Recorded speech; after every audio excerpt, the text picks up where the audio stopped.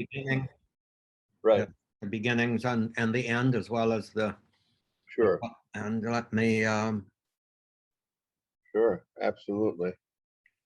Now, Nixon recorded a lot of stuff too, right? I'm sorry. I say Nixon recorded a lot of stuff too, didn't he? Well, he did. He did. And it'll be up to whoever decides anything that I do is worth saving and sharing. Oh, I'm sure it will be, Tom. It'll be archived in the Smithsonian. Well, maybe the Vatican under lock and key. There you go. But you see where they opened up some of those Vatican archives recently? Well, yeah, they've been in the process of doing it, supposedly, I think since John the 23rd. I don't know. That's a long time ago. Mm-hmm. It's marvelous though for scholarly researchers to get in, and it's what a treasure trove for research and publication. Mm-hmm. Indeed. Do you ever spend much time in Rome at all? I studied there for 2 years. Oh, where? In the early 70s. At the San Anselmo. Oh. I was at the Liturgical Institute at San Anselmo. Wow, yeah. Have you kept up with liturgy stuff over the years? Very much so. Sorry, I'm having a granola bar. I know, it's fine. Mm-hmm. No excuses. I mean, no apologies necessary. Mm-hmm. I had a brief part-time stint in teaching at St. John's Seminary for 3 years, the introductory liturgy course. But that was just very part-time, and in fact, I don't think I got any remuneration for it. It was just something I was doing as a diocesan priest. And I was also involved with the beginnings of the permanent diaconate program in Los Angeles. Yeah, good. So was I. Very active in the what did I do here? Touch my screen here and screwed things up. I'm seeing you fine. Okay, yeah, right. I'm not seeing anything with launch meeting. Oh, Lord have mercy. Okay. Let's see. I'll launch meeting. I'll hit launch meeting. Oh, there we go. Okay. All right. So yeah, in the Episcopal Dioceses of this may come up when we talk about it. Around 1980, there were 4 pilot programs in 4 different dioceses in the country. One of them was Hawaii, and I was a priest of the Diocese of Honolulu, Hawaii. So I was very active in that. I was all into the bishop assigned me to be in charge of spiritual formation. Good. So it was a great thing. Well, we'll have to get into that maybe a little bit more. Maybe one of these days you can interview me. Yeah, I'd love that. Yeah. Jan Poss just came in. Oh, good. So I don't see her yet. Not yet. I don't either. I admitted her. Things seen and unseen, right? Right. Hello, Janice. There she comes. Connecting to audio. There she is. Janice. Good Hello, morning, Jan. Janice. Good morning. Good morning to you. How are you? Good. How are you? We're better after seeing you.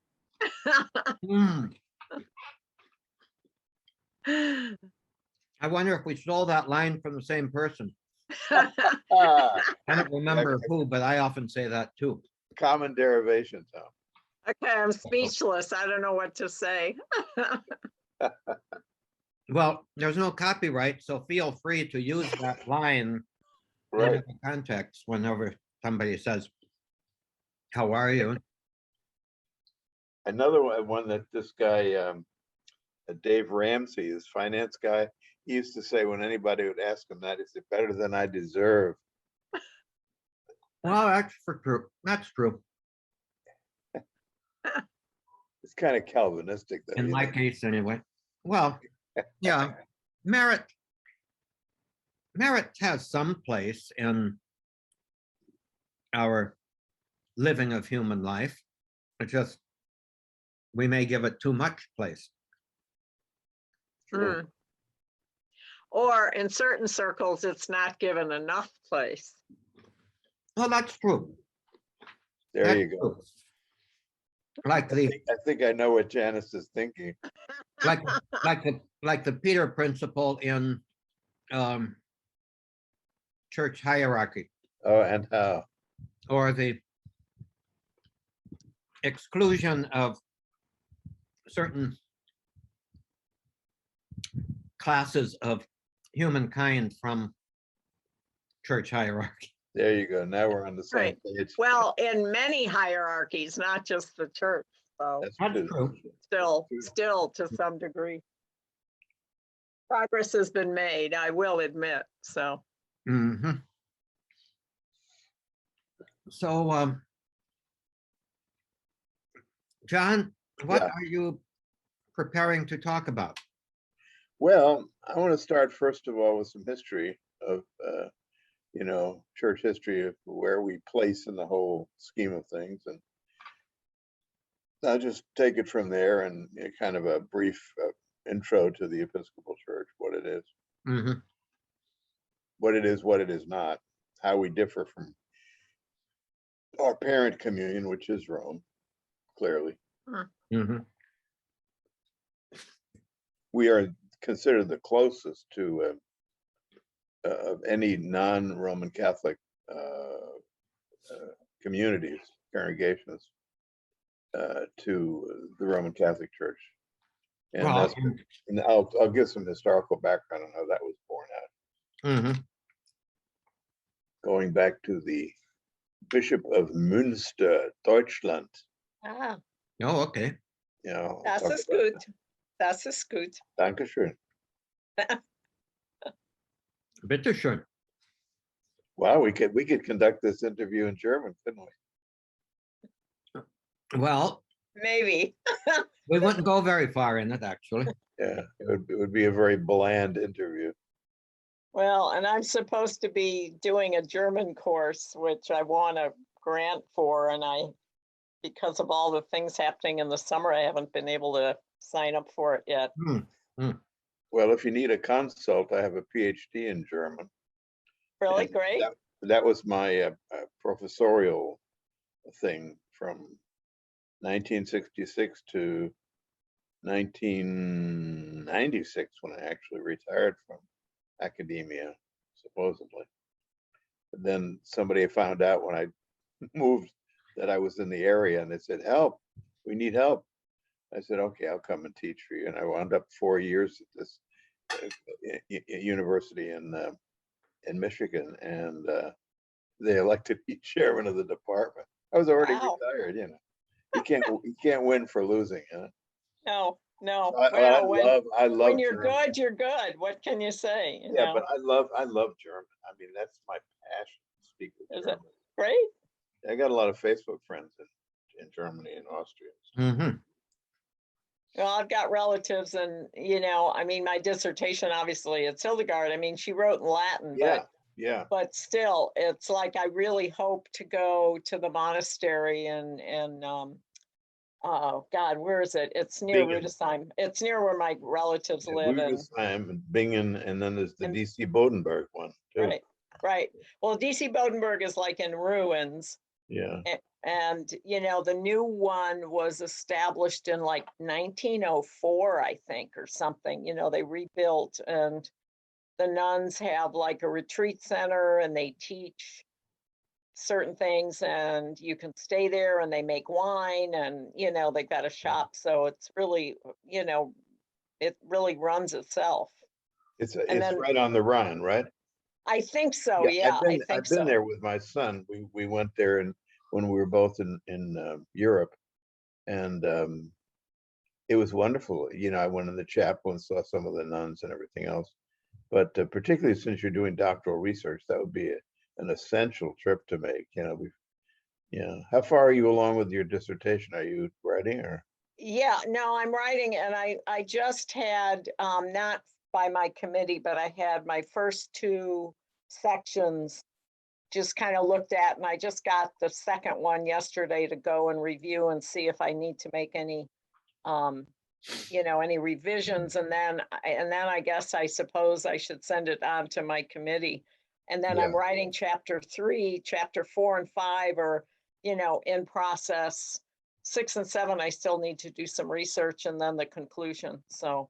yeah, I'd urge you to look at the index for Magistra, History of Women's Spirituality, the thing I told you about that I'm was co-editor for, and a founding co-editor. There are unbelievable amount of articles that we published on Hildegard in there. And Really? Okay. that's recent research. I think you should have a look at that before you go any further. Uh, it's a Benedictine nun at Atchison, the convent at Atchison, St. Scholastica convent. Yeah, she and I co-edited that from about 1995 until I came and took a parish here in California. So they have a new co-editor, but she's still Sister Judith Sutera, and Sutera. But I think you definitely need to have a look at that journal because there's a lot of not only recent research published on Hildegard, but a lot of, a treasure trove of footnotes, which would, give you further leads on the Hildegard thing. Oh, great. It's called the Yeah. Journal of the Magistra. I'll get a copy and put it on the thing. Okay. Tom, you're a wealth of information. Well, one of the things that I like to do is make connections. Yeah, me Sometimes- too. Me too. Oh, Sometimes okay. I'm Okay. bankrupt. It's called Magistra, and then the subtitle is, if I can get this in the right place, A Journal of Women's Spirituality Oh, and wow. History. Okay, Okay. and you just look it up, and you know Right. it's really cheap. It's only $20 a year to subscribe, and they have two issues.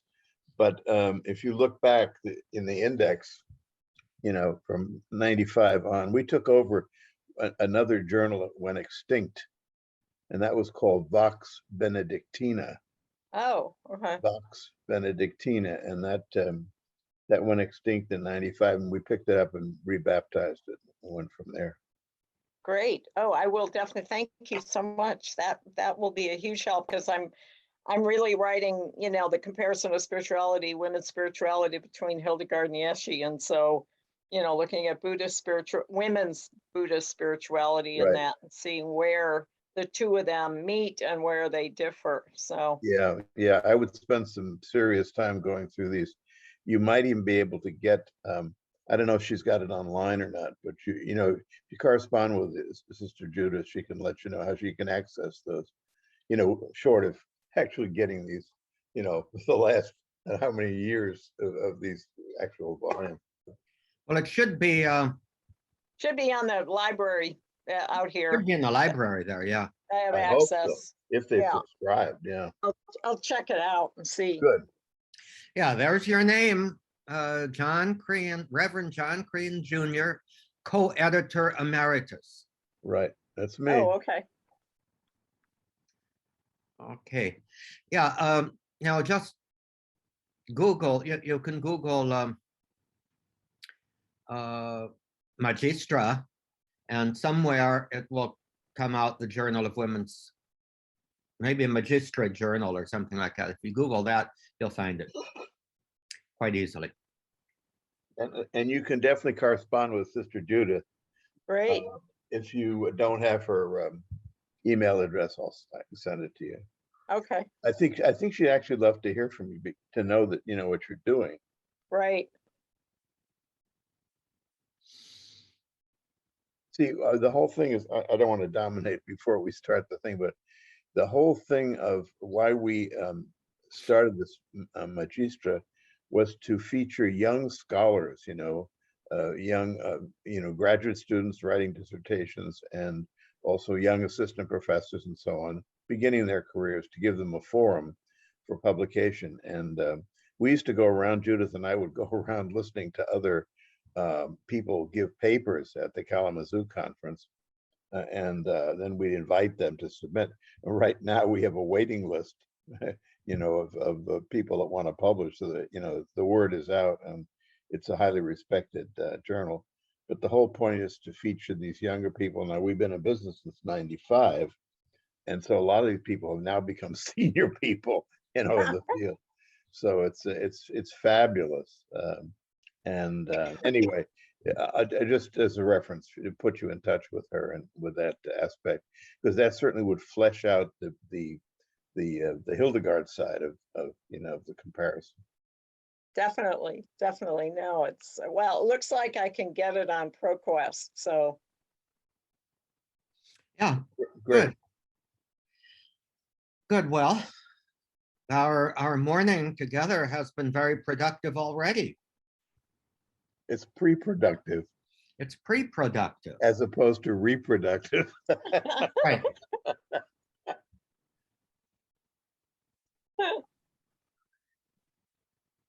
Let's see, I've got Summer '95, Volume 1, Number 1. So then I guess I'll have to find, oh, it says, okay, so yeah, choose an issue from up to 2020. So. Right. looks So like there you go.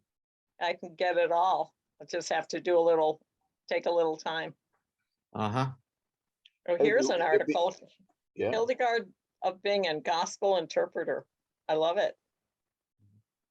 I've got one right in hand here in the winter of 2010 that says Hildegard Jung and the Dark Side of God.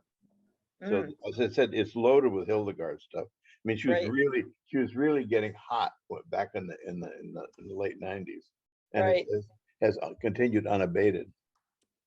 But I have not seen anything with the Buddhist comparison. That would be fabulous. I know people tell me that, and I just, because I do all this Buddhist stuff, and then because my family comes from that part of Germany, that's why I put them together. And I guess it's, hopefully I can make it work and make it interesting for people. Yeah, yeah. You can turn it into your first book, probably, if you haven't written one already. No, I haven't. Yeah. I've come late to all this stuff. Actually, another thing you can do, talking about the Judah thing, we meet, or they meet, I don't go back anymore, the second week of May in Kalamazoo for the International Medieval Congress. Oh, And- wow, okay. And we always have, Magistra has about 3 sessions, Huh. and you could present one of those easily. Sure. One of your stronger chapters or part of the chapter. So that's certainly and that's a great way to make contacts too with people in the field. Yeah. Well, I do AAR, and I'm giving one for the comparative group this year on both women. I wanted to sort of make it push me to, finish this dissertation. I got to get it done. What's the university again? It's the American Academy of Religion. Their annual conference is in November. Oh, I know AAR. I'm talking about, where's your doctoral thing? Oh, at Claremont Graduate Oh, University, right. You told me that. CGU. Yeah. Very good. Yeah. Well, as somebody always used to say, and I was the one who said it to my friend when she was doing her dissertation, and then she said it back to me when I failed to complete mine. It doesn't have to be great. It doesn't have to be perfect. It just has to be done. Right. Very good. That's true. That's true. Yeah, but you still have to do a decent job if you're, Well, yeah, but there are only, how would I say, probably nobody in academia would fail to do a decent job. They would True. either be able to do a decent job because they are skilled and brilliant and all of that, or they'll be able to do a decent job because they're crafty and dishonest. Either way. Yeah. Well, I'll pick the former because I don't like I would hope so. the latter. I would hope so. It's interesting. I changed my whole focus from my doctoral dissertation was on Meister Eckhart, and I compared him with a Dutch mystic of his same time. I Hmm. did my my doctoral dissertation at Yale was on mystical terminology of the 14th century, but I only published the 5th chapter of that as an article. The rest of it was garbage. I mean, the 5th chapter was my dissertation's director said, well, that really reaches the pinnacle. So I published that one. But then I turned completely to Benedict, the rule of Benedict. And I never published on any Eckhart stuff after that. Huh. But Eckhart got really hot, after I dropped him. I mean, it's all kinds of my colleagues that started publishing on Eckhart. But I just fell in love with Benedict. But anyway. Very good.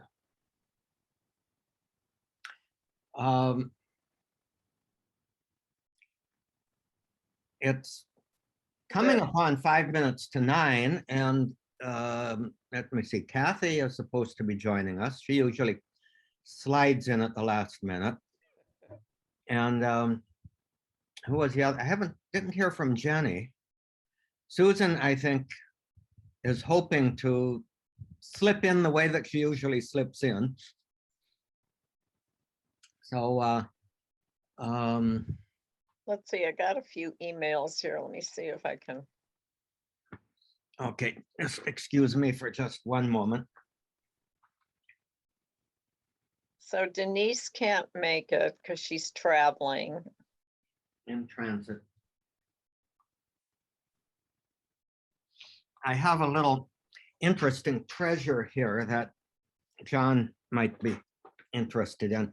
I don't know if you can see this, how much you can see or not. Yeah, I can see it. Yeah, this Yeah. is some kind of a commemorative bronze, tiny little commemorative plaque with Benedict, with whoever the architect was, reviewing the plans for building Monte Cassino.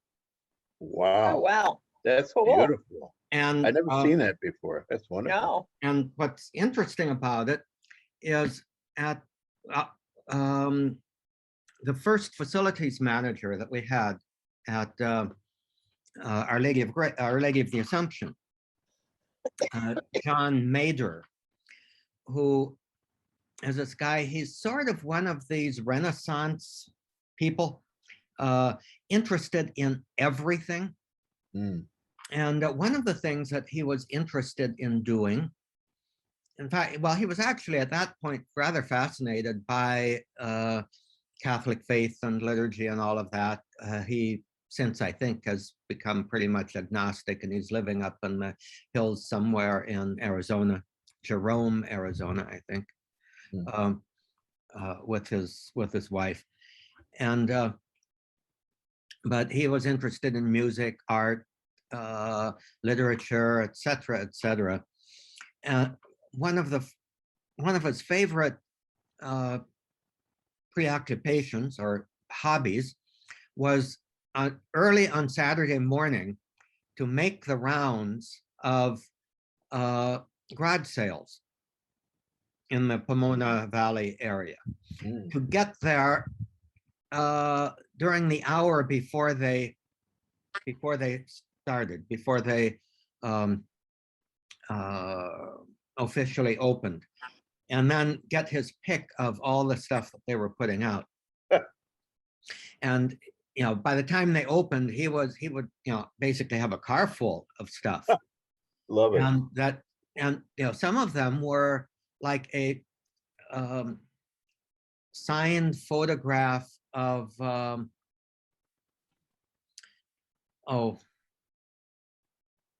know two of the great literary people in the United States. They escaped me, but it was signed on the back. But he bought it for the cost of the picture frame. That type of thing. Amazing. So that was quite neat. Well, he followed the thing that the adage which says the early bird catches the worm. Yeah. So anyway, he got this for a couple of bucks. Nice. And he Beautiful. thought, yeah, that was a nice, interesting little thing. He said, "It looks like there's some monks on there," and so he he said, well, that looks kind of religious. So he gave it to me as a birthday present. Oh, that's wonderful. Oh, That's a gorgeous paperwork. great. So Yeah. Yeah. I'll send it. I'll try to take a good photo of it and send it to you. Tom, you ought to go on Antiques Roadshow with that. Right. I don't think so. Whoever inherits my stuff can do that. But Well, Kathy and Susan, welcome. Ah, Good Good morning, morning. everybody. Morning. hello, Susan. Morning. I have a last minute question to ask you, Susan. Would it be possible for you to turn your camera to be in landscape mode? That would be helpful. Because I think that would help your image. Yes. Okay, a let, great deal let, in- let me give it a shot. Hold on a second. There you go. We'll get Hello, you back. Kathy. Kathy's Get there you too. back. Hi, Yes, hi. Kathy. Hello there, fathers and Janice. Greetings. Susan. Hi, Kathy. Hi. Got those Hollywood shades on. Yeah, I know. Yeah, you're out I'm outdoors on my front porch. on your porch there.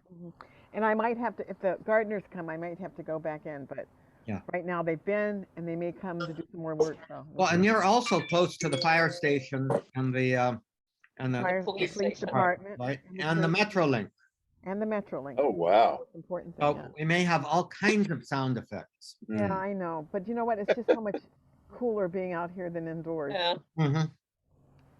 Oh. But if it gets too loud, I'll go back in. And I can't stay beyond 9 o'clock because I'm 9 I'm o'clock? always, 9 o'clock or 9:30? 9:30, I'm sorry. Because I'm always thinking somebody from work is going to spot me and say, why aren't you working? Oh my. And there's La Quinta is now 102 according to Wow. the weather app. Yes, it's going up to 115 today and 120 tomorrow. Oh my. Have fun. I do. I stay inside. Yeah. And I Drink have to lots of say water. the air coming through my window here is probably cooler than the air coming out of your air conditioner. This is true. Think how much money you're saving, Tom. That's right. That's right. Well, while Susan is attempting to reorient herself, I think I'm going to start Facebook because we're a minute late, and then we'll just see what we can do. Is that Oh. better? Yes. There it is. Oh, excellent. Yeah. That's Okay. excellent. Yeah. Now we'll go live. So here we are on Facebook. You probably got a notice that the meeting is streaming. And if you don't want to, you'll have to opt out of the meeting, but you're all here. So welcome to everybody. Okay, we are on live now, I believe. Does that mean we're dead? Well, it just means I that was wondering live if they- video has ended. I know there are very subtle things that are going on. We're in suspended animation. So there were a total, I think, of 7 people watching Yeah, on Facebook 7. at any one time. Right. Some may have come and gone. I'm sure Jennifer says, "Oh my word, it's Ken and Crean and Janice and Father Tom all in one place." I'm sure Susan is awesome too. I just don't know her yet. Jennifer Lowe. Does anybody know Jennifer Lowe? L-O-E? No. Okay. Well, we shall see. We shall see what develops. Yeah. Whether we get challenges or agreements or carrying the how they'll carry the conversation further. And I will If- send everybody on the team the link for when it's on YouTube, Good. and then perhaps that can be the spur to share further. Yeah, I can share. I share the stuff on my Facebook page. you Yeah, know, good. the YouTube thing and stuff. And it should mushroom because people will be interested in it's a good forum. Yeah, Yeah, good. no, I need to share it. I try to stay away from the social media stuff as much as I can, but I use my page as a real activist, Hmm. especially because I know Phyllis Zagano and, all of the women deacon stuff that's happening. So, Mm. I do a lot of that stuff too. Hmm. Where's your background, Janice? This is an unimportant question that I wanted to ask during the live. It's like, where's your background? Where is my background? I decided not to use it today.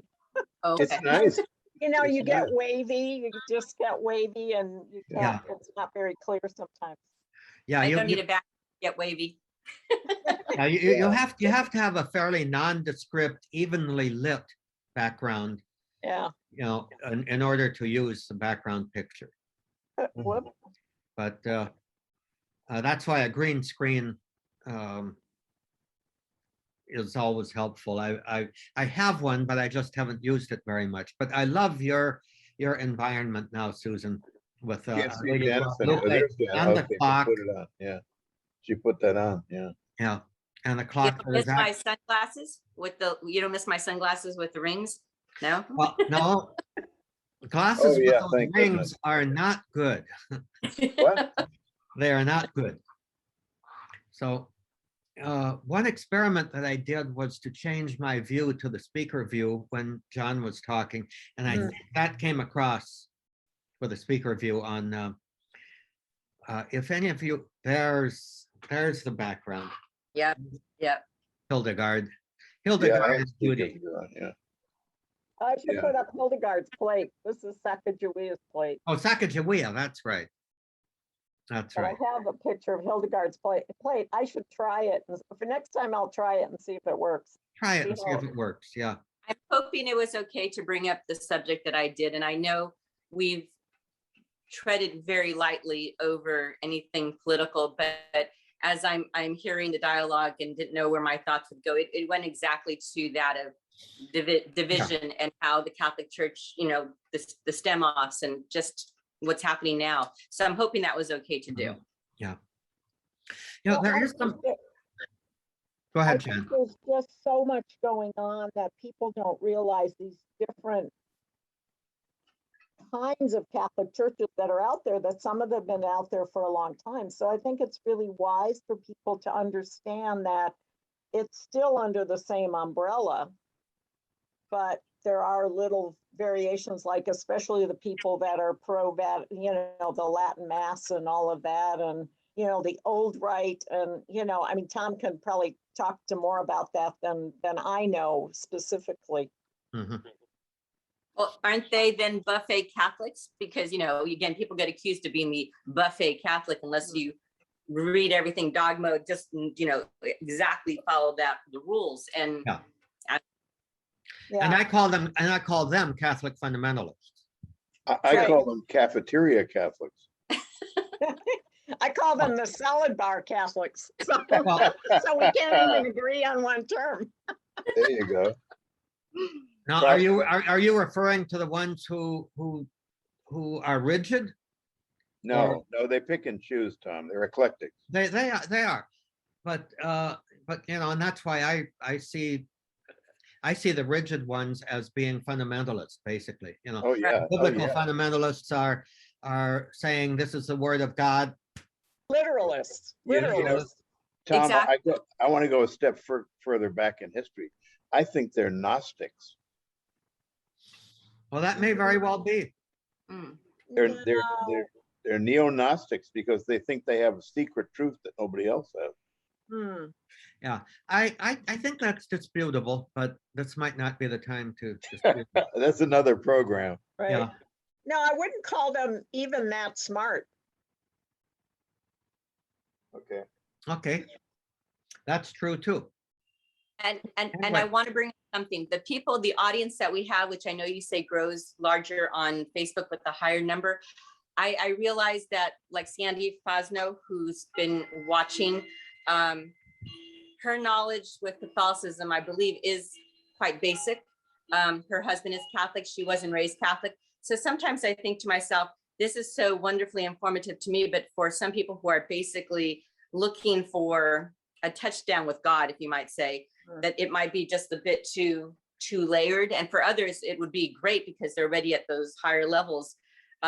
Hope I'm making sense here, where sometimes I want to bring it down to a very basic level for myself and for those who might be more looking for, I guess, a message that's a bit more touching of the soul and a little bit more, I'll say it, basic or simple, or however you want to put it.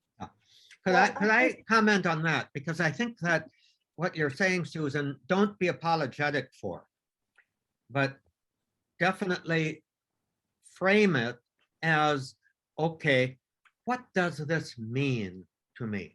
How does this touch my own spirit and my own spiritual life?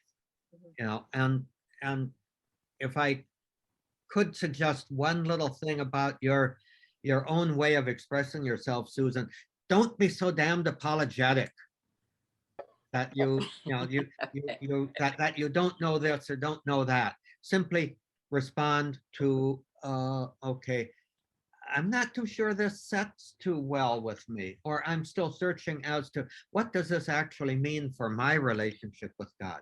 That's a question that I think we have to have behind all of this other theological, Right. ecclesiological, legal, and political discussion.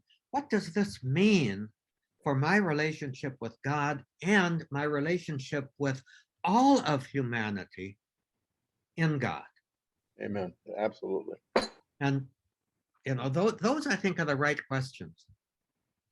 No, Okay. and just another, sort of, I mean, this makes it even more conflictual, but the idea also that, sort of, Mary McAleese made a point of it in some of her YouTube things with Church Ireland, the kind of splinter group, lay group there. And she goes, there are those of us that are like old Catholics, and then there are the newbies who have just converted. And so I think there's another division there among, Catholicism and Catholics, because also there are a lot of Protestant evangelicals now that are converting to Catholicism because they've been disenfranchised from the evangelical movement. So, again, there are those groups that are coming into the church, or, that have a more first Recurian naivete than most of us do. And so I think that poses issues as well. Yeah. Shall we call it a morning? Sure. Okay. So I'll get an email out to you when I have all of the videos processed, and I'll have a few other little things. You know, I hate to prolong this, but I do have a little bit of a burning question because it is coming up. I know and am somewhat friends with in fact, he's the one who kind of introduced me to the American Solidarity Party. His name is Dr. James Hanning. He's a retired philosophy professor, I think, from LMU. And he also has a weekly podcast, which I've listened to somewhat of, and he's invited me to be on it, which I haven't taken him up on yet. But he has offered himself and been nominated as the American Solidarity Party candidate for governor if Newsom actually does get recalled, which I Right. certainly hope does not happen. Yeah, me too. Because that whole recall movement, I mean, that is nonsense. It is. It is. No matter what, it's a bad policy. Anyway, Vote on September 14th. That's all you know. yeah. What I'm wondering is, do you think it might be a good idea to invite him to talk with us for a session? If you Yes, This might be, Yes. this might be a question to ask more seriously next time after I send you some links so that you also could get to know him a little bit. Yeah, that's a good idea. uh, and see if, because I suspect if he would have the time to do it, might be it might be good listening to him and talking with him. Yeah, I suspect, he would also see this as a platform for being able to get the ASP a little bit more into the air. I would love, I know you guys are freezing up on my, Okay, something's happening here. Yeah, you are Yeah. freezing up, Susan, a little bit. Yeah. So are we okay on that? Maybe Susan breaking up or any of us breaking up, that might be a sign that, no. I think we should pursue it, Tom. You're right. Send us I the think- links and we'll think about it. I'll send Yes. some stuff. Yeah. Sounds Okay. good. yeah. Good. And Okay. Father I'd like to Tom, know can we more. get Rumi on here too? Can we get Jesus on here? What's that? I'm thinking of Rumi also. Yeah, really Uh, great. Not the Muslim Sufi, but Jonathan Rumi.